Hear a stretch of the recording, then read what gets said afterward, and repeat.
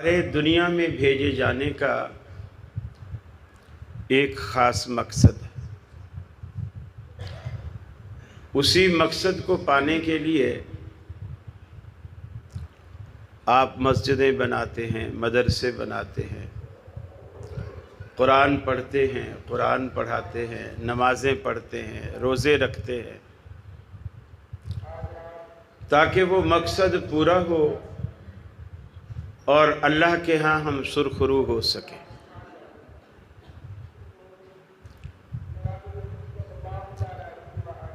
اگر ہم اس مقصد کو پا لیتے ہیں تو ہم کامیاب، اگر نہیں پاتے تو پھر ہم ناکام۔ ورنہ انسان کا جو ذوق ہے وہ بڑا عجیب قسم کا ذوق ہے۔ ہم ساری عمر دولت کی حرص میں، دولت کی ہوس میں نہ دن دیکھتے ہیں نہ رات دیکھتے ہیں، کماتے رہتے ہیں، کماتے رہتے ہیں۔ ایک بینک، دو بینک، تین بینک ہمارے اکاؤنٹ بھر جاتے ہیں۔ پھر ایک وقت آتا ہے ہم بیمار پڑ جاتے ہیں، اور وہ جو ہماری زندگی بھر کی جمع پونجی ہوتی ہے، پھر ہم اپنی کھوئی ہوئی صحت کو واپس پانے کے لیے وہ ہم ڈاکٹروں پہ لٹا دیتے ہیں۔ تو ہم نے کیا کمایا؟ صحت گنوائی، دولت کمائی، پھر دولت لٹائی، صحت پائی، تو کمایا کیا ہم؟ دنیا میں ہم زندگی ایسے گزارتے ہیں جیسے ہم نے کبھی مرنا ہی نہیں ہے، اور پھر مر ایسے جاتے ہیں جیسے کبھی جیے بھی نہ تھے۔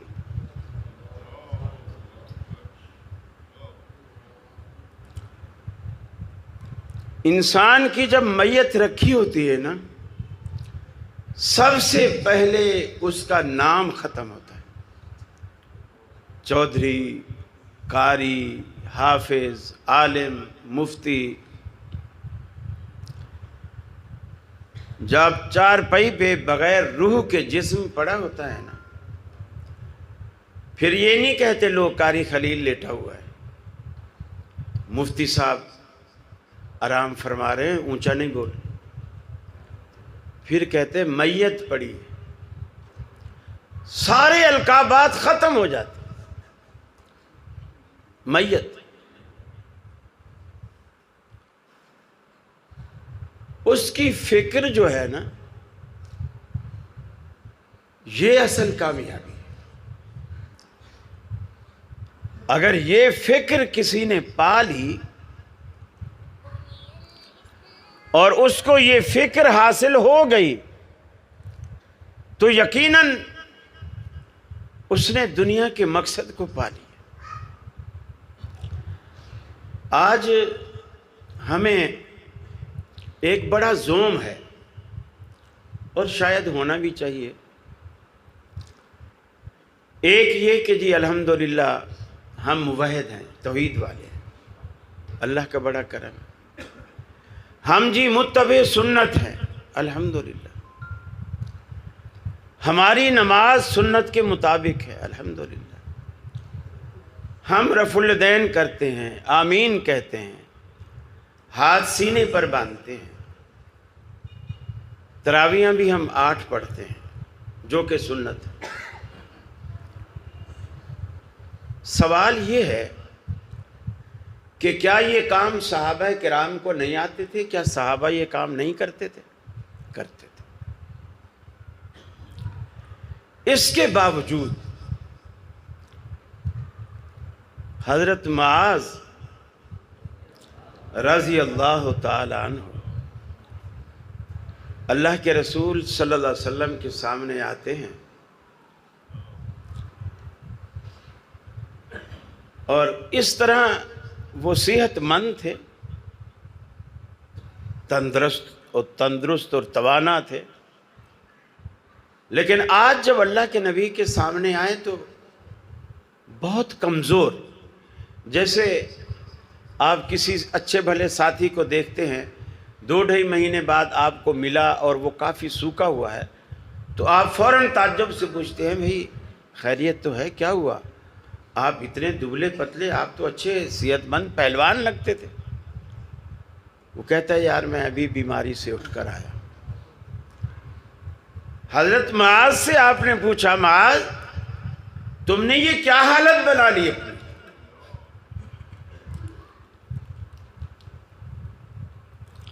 عرض کی اللہ کے رسول صلی اللہ علیہ وسلم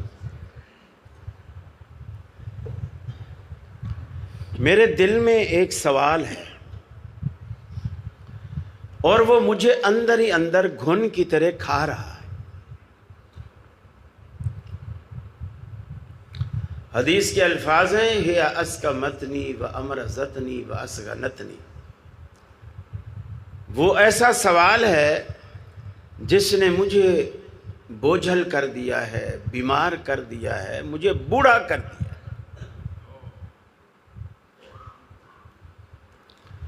آپ نے فرمایا معاذ وہ کیا سوال ہے؟ کہا اللہ کے رسول بار بار سوچتا ہوں جنت میں داخلہ کیسے ملے گا۔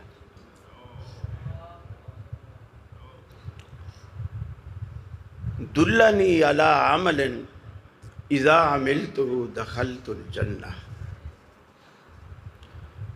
مجھے کوئی ایسا نسخہ، ایسا وظیفہ، ایسا عمل بتا دیجئے میں کروں اور اللہ مجھے جنت دے دے۔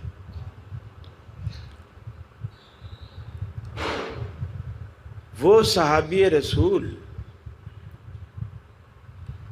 جو اللہ کے رسول سے محبت کرتا ہے اور اللہ کا رسول اس سے محبت کرتا ہے۔ ایک ہوتا ہے نا کہ ہم کہتے ہیں ہمیں اللہ کے رسول سے بڑی محبت ہے، ایک یہ ہے کہ اللہ کا رسول کہے واللہ انی لاحبک یا معاذ، اے معاذ اللہ کی قسم مجھے تم سے بہت محبت ہے۔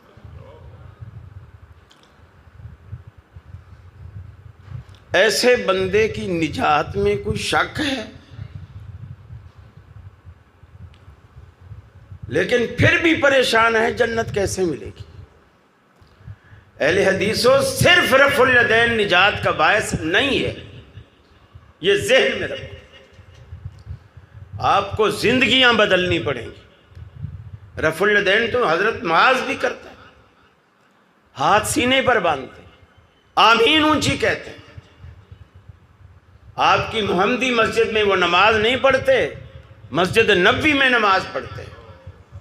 میری اور آپ کی امامت پہ نماز نہیں پڑھتے، اللہ کے رسول کی امامت پہ نماز پڑھتے، پھر بھی پریشان ہے جنت کیسے ملے گی۔ اور ہم اس لیے خوش ہیں کہ چونکہ ہم اہل حدیث ہیں لہٰذا جنت پہ جانے سے ہمیں کوئی روک ہی نہیں سکتا۔ حضرت سعد رضی اللہ تعالی عنہ اتنے جلیل القدر صحابی ہیں، جس دن فوت ہوتے ہیں نا اس دن اللہ کے حبیب نے صحابہ کرام کو 4 باتیں کی۔ پہلی بات یہ کی کہ سعد جب فوت ہوا فرشتہ اس کی روح کو نکال کے گیا، تحرک لہ العرش، اللہ کا عرش جنبش میں آیا۔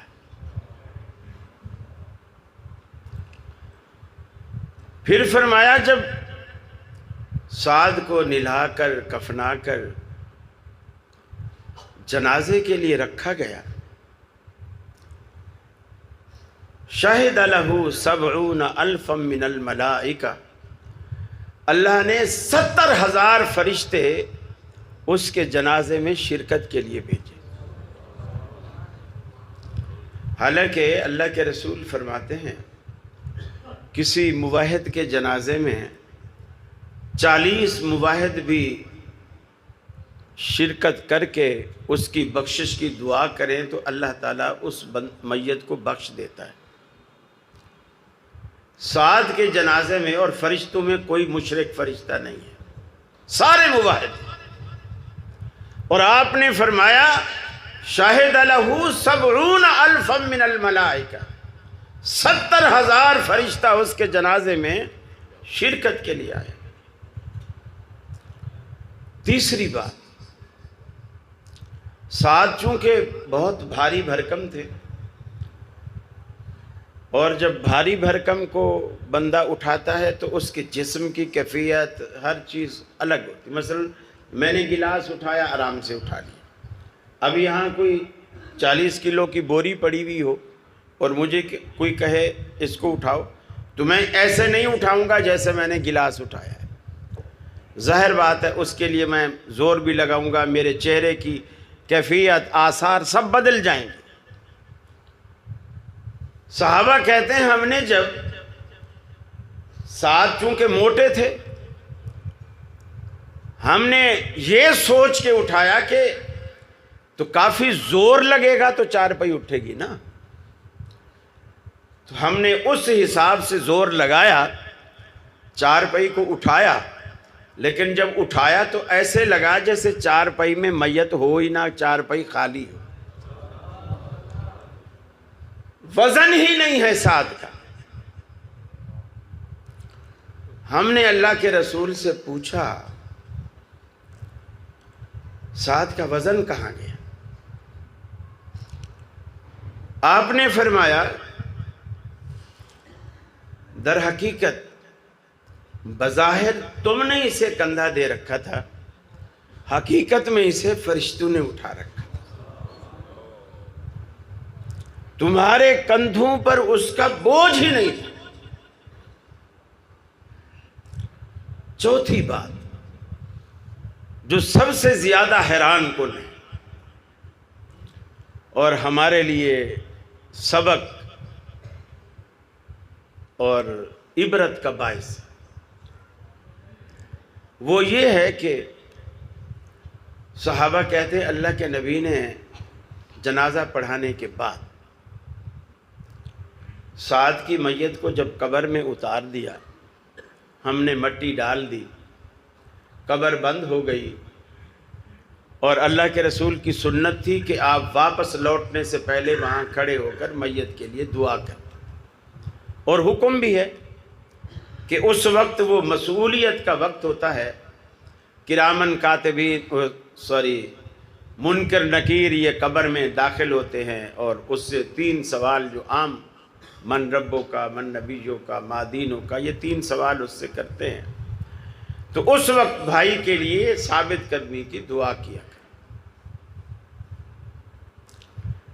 فرماتے ہیں کہ یہاں عجیب بات ہم نے یہ دیکھی کہ جنازے کے بعد، تدفین کے بعد جب اللہ کے رسول نے دعا کی، اتنی طویل دعا کی، اتنی طویل دعا کی کہ ہم حیران تھے۔ ایک بندے کی وفات پر اللہ کا عرش حرکت میں آیا، 70,000 فرشتوں نے اس کے جنازے میں شرکت کی، اس کے جنازوں کو فرشتوں نے اس کے جنازے کو کندھا دیا، گویا وہ تو بخشا بخشایا ہے، اس کے لیے اتنی لمبی دعا کرنے کی کیا ضرورت ہے؟ حیران کن بات یہ تھی۔ حدیث میں آتا ہے جب صحابہ نے اللہ کے رسول سے یہ سوال کیا، آپ نے فرمایا جب ہم نے سعد کو قبر میں اتار دیا، میت قبر کے اندر جاتے ہی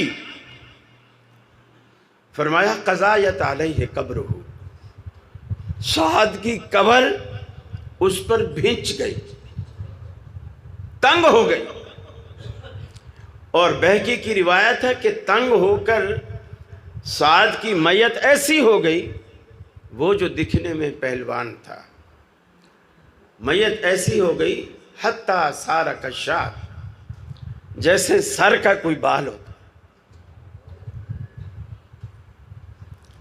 پھر میں دعا کرتا رہا اللہ سے، دعا کرتا رہا حتیٰ فرج عنہ، یہاں تک کہ اللہ نے سعد کی قبر کو کھول دی. میری دعا کے نتیجے میں صرف رفع الیدین پر نازا نہ ہوا کیجیے. بہت عمل ہیں دنیا میں، اور پکڑے جانے کے لیے بھی اللہ کے پاس بہت مواقع ہیں. کس بات پہ اللہ ناراض ہوتا ہے کسی کو پتہ نہیں ہے. بہت باتیں ایسی ہوتی ہیں جن کو ہم معمولی جانتے ہیں اور ہم اللہ کو ناراض کر بیٹھتے ہیں، ہمیں پتہ ہی نہیں ہوتا. اپنے اندر تبدیلی پیدا کی.